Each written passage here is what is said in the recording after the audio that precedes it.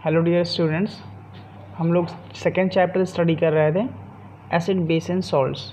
और हम लोगों ने प्रीवियस लेक्चर में स्टडी किया था types of salt and the preparation of the salts, different methods of preparation of salts. अब यहाँ पे हम लोग क्या स्टडी करेंगे सॉल्ट्स के बारे में। What are the general properties of the salt, general properties of salt. तो यहाँ पे वन बाय वन सारी प्रॉपर्टीज़ जो जनरल प्रॉपर्टीज़ है सॉल्ट की वो स्टडी करेंगे। तो यहाँ पे फर्स्ट प्रॉपर्टी जो हम लोग स्टडी कर देने जा रहे हैं वो है about the nature of the salt. Nature of the salt, तो सॉल्ट्स का नेचर कैसा होता है। तो सॉल्ट्स जो होते हैं वो इलेक्ट्रोवैलेंट होते हैं नेचर में। कैसे होते हैं? इलेक्ट्रोवैलेंट, या हम लोग कह सकते हैं आयनिक कंपाउंड होते हैं। कैसे होते हैं? आयनिक कंपाउंड होते हैं, इलेक्ट्रोवैलेंट या आयनिक कंपाउंड होते हैं। दूसरा नेचर क्या होता है कि बहुत सारे सॉल्ट्स जो होते हैं वो क्रिस्टलाइन इन नेचर है। कैसे हैं? Crystalline nature. तो most of salts are crystalline in nature. तो मोस्ट ऑफ द सॉल्ट्स कैसे होते हैं? क्रिस्टलाइन इन नेचर होता है। इनका थर्ड नेचर क्या होता है? बहुत सारे सॉल्ट्स होते हैं ना, उनका मेल्टिंग पॉइंट और बॉइलिंग पॉइंट क्या होता है? हाई होता है। They have the high melting point and boiling point. और डी एक नेचर और होता है कि सॉल्ट्स होते हैं वो नॉन वोलेटाइल होते हैं। नॉन वोलेटाइल मतलब वो वेपर फॉर्म में नहीं कन्वर्ट होते हैं। तो non volatile in nature, non volatile in nature. तो नॉन वोलेटाइल होते हैं नेचर में। तो ये प्रॉपर्टीज़ हो गया कि ये कैसे होते हैं, ये आयनिक कंपाउंड है।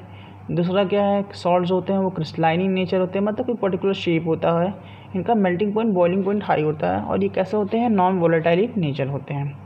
सेकेंड प्रॉपर्टी अगर बात करें सॉल्युबिलिटी, सॉल्ट्स की सॉल्युबिलिटी अगर बात करते हैं, सॉल्युबिलिटी इन वाटर।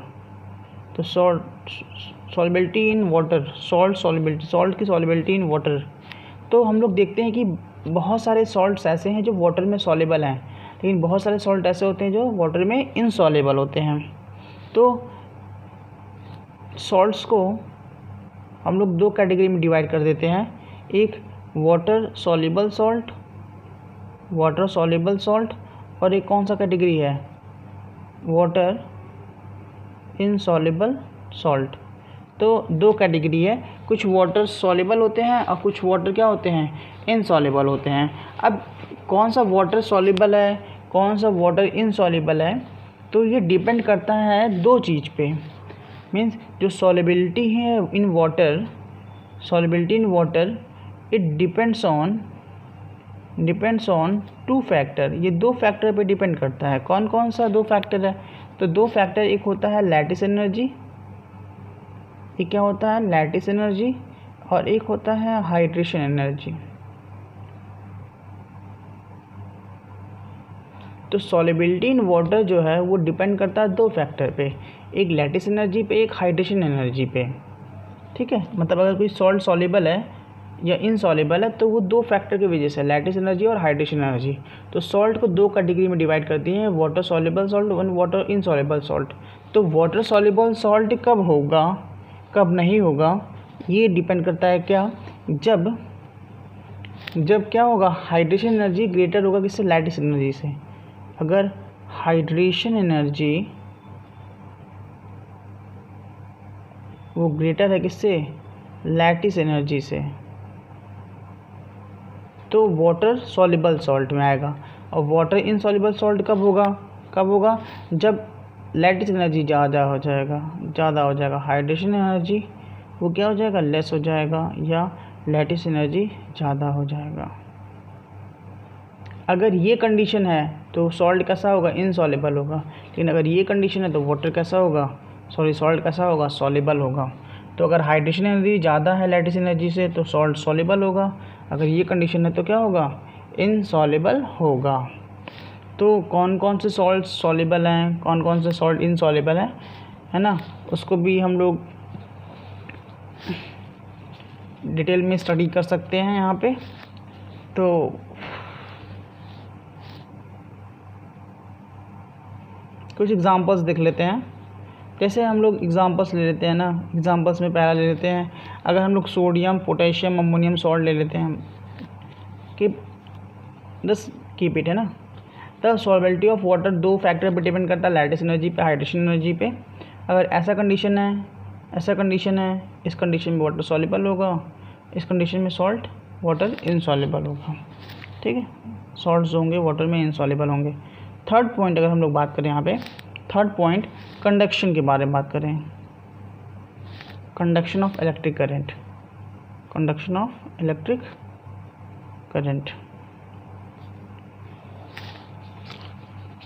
तो सॉल्ट्स कैसा है, हम लोगों ने पहले देखा था ये आयनिक कंपाउंड है। तो आयनिक कंपाउंड है तो क्या ये कंडक्ट करेगा इलेक्ट्रिसिटी, करेगा, ठीक है। तो ये जो है कंडक्ट करते हैं इलेक्ट्रिसिटी मोल्टन स्टेट में भी और एक्वस स्टेट में भी।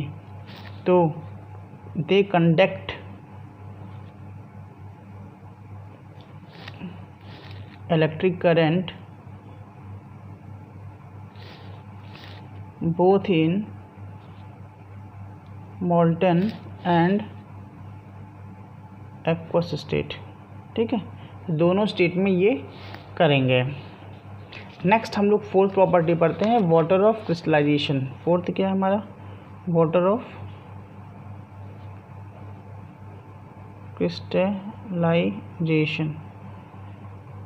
वाटर ऑफ क्रिस्टलाइजेशन क्या है, देखिए होता क्या है कि जो सॉल्ट्स मॉलिक्यूल होते हैं उसमें उनसे कुछ वाटर मॉलिक्यूल्स जुड़े होते हैं। ये जो वाटर मॉलिक्यूल्स जुड़े होते हैं इनका जो केमिकल कॉम्बिनेशन होता है ना बहुत ही लूज़ होता है। क्या होता है, बहुत ही लूज़ होता है। और उस सॉल्ट्स को हम लोग हाइड्रेटेड सॉल्ट्स कहते हैं। तो जिस सॉल्ट्स में वाटर मॉलिक्यूल लूजली कंबाइंड रहते हैं उन सॉल्ट्स को हम लोग हाइड्रेटेड सॉल्ट कहते हैं, है ना। और ये कैसे अटैच हो जाते हैं, जब हम लोग एक्वा सोल्यूशन से, सॉल्ट्स के एक्वा सोल्यूशन से वाटर को, सॉल्ट्स को क्रिस्टलाइज करते हैं तो ये वाटर क्या होते हैं, लूजली बाउंड कर जाते हैं सॉल्ट से, ठीक है। तो इसी को वाटर ऑफ क्रिस्टलाइजेशन कह रहे हैं। जब एक्वा सोल्यूशन ऑफ सॉल्ट से हम लोग वाटर को क्रिस्टलाइज कर रहे होते, सॉरी सॉल्ट्स को क्रिस्टलाइज कर रहे होते हैं तो वाटर के मॉलिक्यूल्स उस सॉल्ट से लूज केमिकल कॉम्बिनेशन कर लेते हैं। तो हम उस सॉल्ट्स को जिसमें क्या है वहाँ पे वाटर कंबाइन कर गया है उस सॉल्ट्स को क्या बोलते हैं हम लोग, वाटर ऑफ क्रिस्टलाइजेशन बोलते हैं। तो होता क्या है, तो सॉल्ट्स से वाटर क्या होगा, एक कंबाइन हो जाएगा और क्या बनेगा, it will form what, it will form hydrated salt. क्या बना लेगा, हाइड्रेटेड सॉल्ट्स बना लेगा। तो कुछ एग्जांपल्स है हाइड्रेटेड सॉल्ट्स के जो आपको याद करने हैं, है ना। हम लोग एक पढ़े थे कौन सा, वॉशिंग सोडा याद होगा, जिप्सम याद होगा, प्लास्टर ऑफ पेरिस याद है ना। उसी तरह एप्सम सॉल्ट। तो वॉशिंग सोडा का एग्जांपल है, इसमें वाटर क्रिस्टलाइजेशन मिलेगा। क्या फॉर्मूला है, Na2CO3.10H2O, है ना।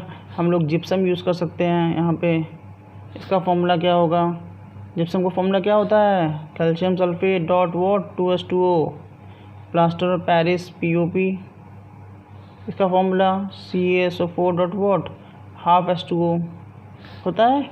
उसी तरह हम लोग और भी ब्लू विट्रॉल यूज़ कर सकते हैं। फोर्थ, ब्लू विट्रॉल क्या होता है, CuSO4 डॉट 5H2O। तब ये सब क्या है, ये सब हाइड्रेटेड सॉल्ट है, इसमें वाटर ऑफ क्रिस्टलाइजेशन अटैच्ड है। तो ये यहाँ पे टोटल 4 प्रॉपर्टीज स्टडी किए हैं। अब हम नेक्स्ट लेक्चर में इसकी 5th property and 6th property study करेंगे।